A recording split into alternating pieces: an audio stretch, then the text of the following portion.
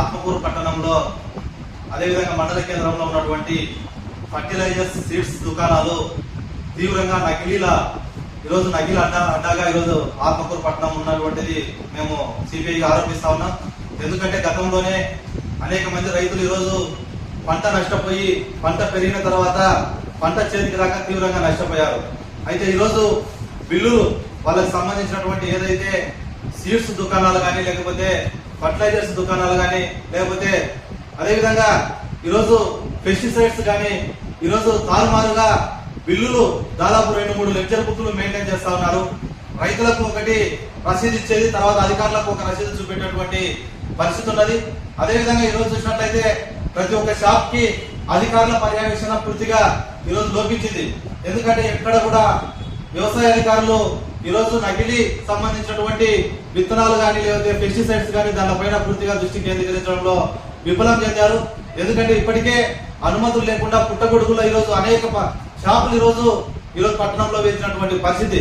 అదేవిధంగా రైతులకు ఈరోజు ఏదైతే ఎంఆర్పికి అందించాలా లేకపోతే తక్కువ ధరలకే ఈరోజు రైతు భరోసా కేంద్రాల ద్వారా విత్తనాలు కానీ పెస్టిసైడ్స్ కానీ అందించినటువంటి పరిస్థితి ఉన్నది గతంలో. అయితే ఇప్పుడు ఎక్కడ కూడా ఈరోజు లెడ్జర్ లేకుండా లేకపోతే వాళ్ళకు రసీదులు లేకుండా ఈరోజు అక్రమంగా అధిక ధరలకు ఈరోజు ఎరువులు కానీ పెస్టిసైడ్స్ కానీ విత్తనాలు కానీ ఈరోజు విక్రయించేటువంటి పరిస్థితి ఉన్నది. తక్షణమే ప్రత్యేక అధికారించి ఆత్మకూరు పట్టణంలో ఉన్నటువంటి సీడ్స్ దుకాణాల పైన విజిలెన్స్ అధికారులు దాడులు నిర్వహించాలని మేము సిపిఐ పార్టీగా కోరుతా ఉన్నాం. అదేవిధంగా రైతులకు అన్యాయం చేస్తే చూస్తూ ఊరుకునేది లేదని కూడా ఈ సందర్భంగా తెలియజేస్తా ఉన్నాం. రైతు మోసపోయిన తర్వాత కాకుండా ఇప్పుడే ఈ విత్తనాలు కానీ పెస్టిసైడ్స్ కానీ బయో మందులను కానీ ఈరోజు బయట పెట్టి ఈరోజు షాపులను కట్టడి చేయాల్సినటువంటి అవసరం ఉందని కూడా ఈ సందర్భంగా తెలియజేస్తా ఉన్నాను. లేని పక్షంలో రాబోయే రోజుల్లో రైతులకు అన్యాయం జరిగితే తీవ్ర స్థాయిలో సిపిఐగా మేము ఉద్యమిస్తామని కూడా ఈ సందర్భంగా తెలియజేస్తా ఉన్నాను.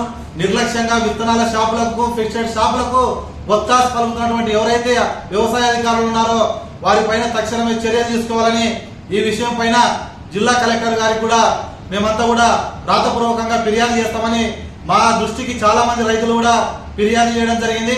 ఆ విషయాన్ని అధికారులు దృష్టి కేంద్రీకరించి ఎలాంటి అక్రమాలు జరగకుండా నకిలీ హావా జరగకుండా బయో మందులు ఈరోజు అమ్మకం జరగకుండా రైతులకు న్యాయం చేసే విధంగా ఈ ఆత్మకూరు పట్టణ మండల కేంద్రంలో ఉన్నటువంటి షాపులు జాగ్రత్త వహించాలని కూడా ఈ సందర్భంగా తెలియజేస్తా ఉన్నాను.